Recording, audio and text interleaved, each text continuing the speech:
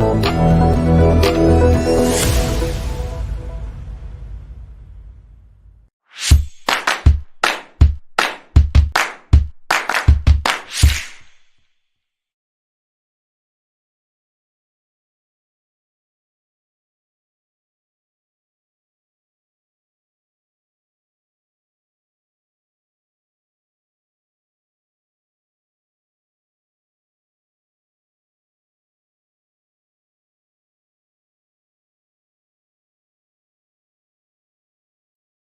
believe we had a bit of a technical issue there. I was muted, so I was just saying that it's the Matildas versus France tonight in the Women's World Cup quarter-final.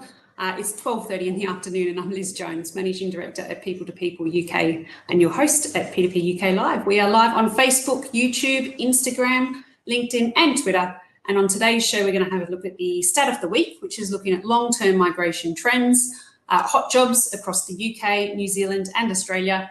We'll take a look back at a conversation between Group Managing Director Mark Smith and recruitment consultant Kalissa to discuss the rising trend of workplace flexibility. And then we'll take a look at the Twitter poll results.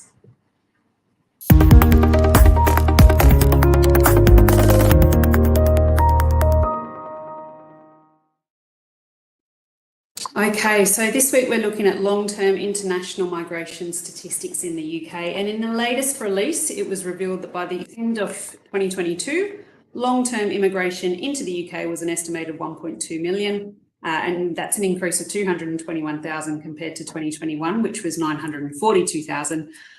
This shows us that the increase in comparison to the attached work visa statistics across the UK for 2022, we've had 268,000 work visas granted. So that's twice as much than 2019 and 2020. And 86% of these were long-term sponsored work visas for skilled workers in healthcare. And that's it for the start of the week.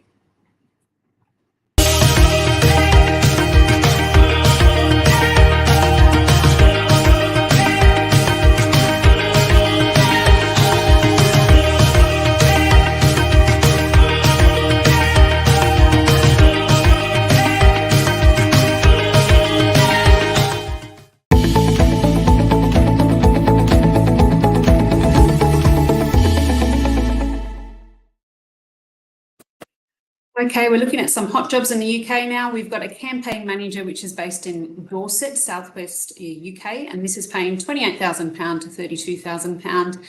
We're looking for somebody who can manage new show sales, rescheduled or cancelled events and campaigns with venues, assisting to schedule and manage advertising campaigns across multiple platforms, managing print and coordinate artwork requirements for venues and suppliers. We really need somebody with a previous marketing background and someone who's a confident communicator and natural problem solver.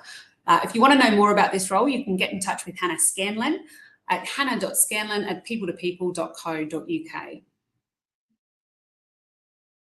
And the next role we have is a sales manager, which is based in London, Southeast.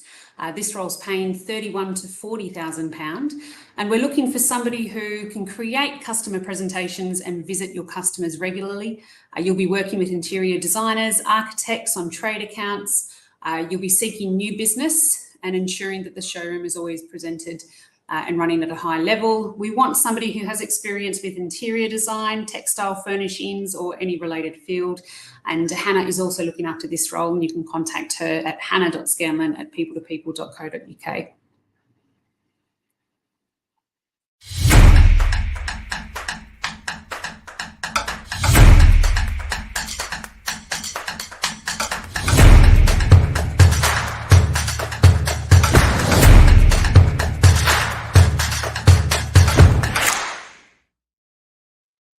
Okay, now we're taking a look at some positions over in Auckland now in the North Shore. This is for a warehouse operative paying $28 per hour.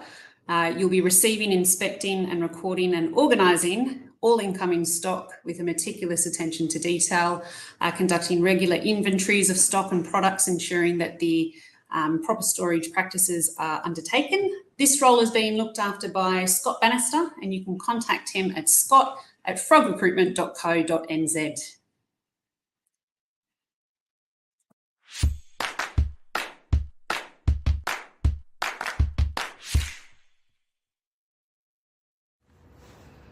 We are currently working with a leading independent law firm. They operate nationally and where everyone is committed to achieving exceptional results. They have a distinctive culture that is supportive and enjoyable.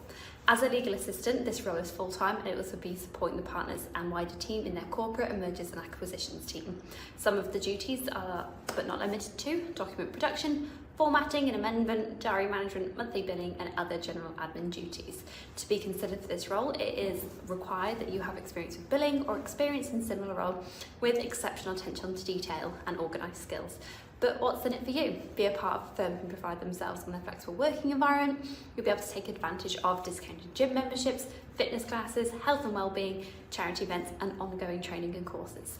If this sounds like the role for you, please get in touch.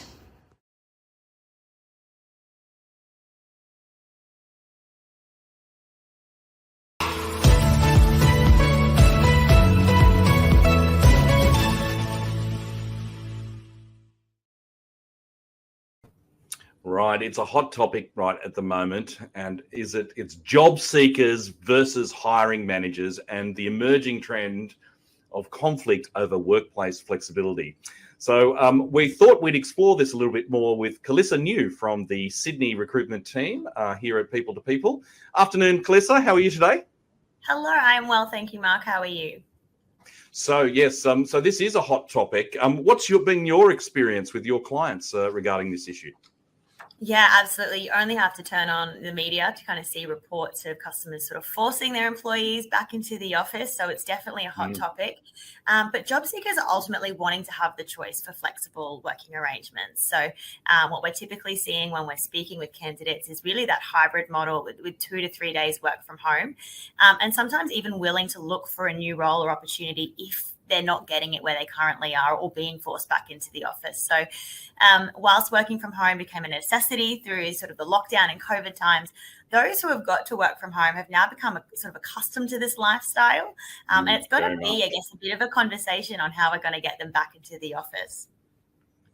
Yeah. Have you seen much conflict? Have you seen much conflict? I know that I know of a particular company that has only recently asked a broad sweeping claim to say, right, everyone's back in the office 3 days a week, and it's caused an enormous amount of issues between the management and the staff. Have you seen that? Yeah, absolutely. And we definitely have, whether it's sort of maybe going more days in the office, or there's even roles we're working on at the moment where it's 5 days in the office and there's no flexibility at all.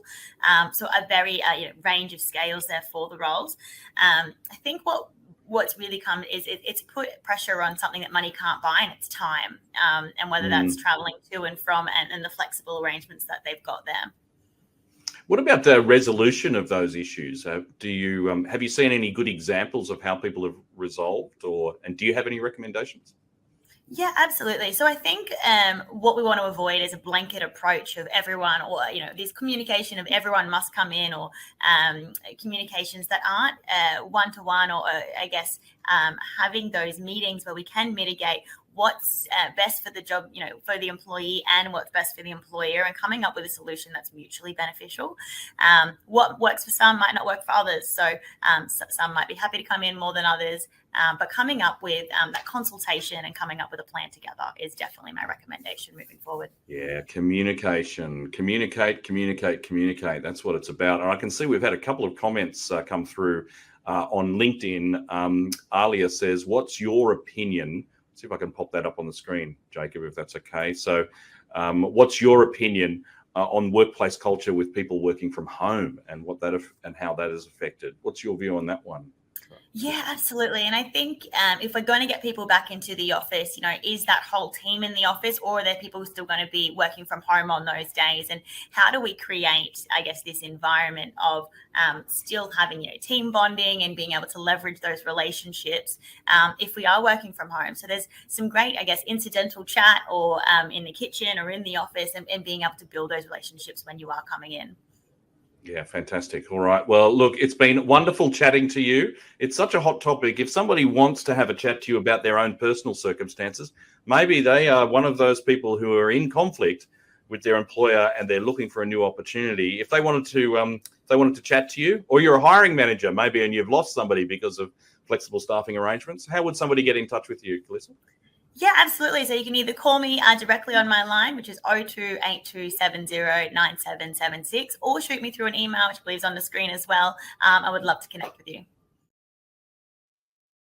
Definitely a hot topic there, and I'm really interested to see how it goes. I know that there was a statistic with the UK being the most flexible country at the moment in terms of working from home, so it's interesting to see where it will go.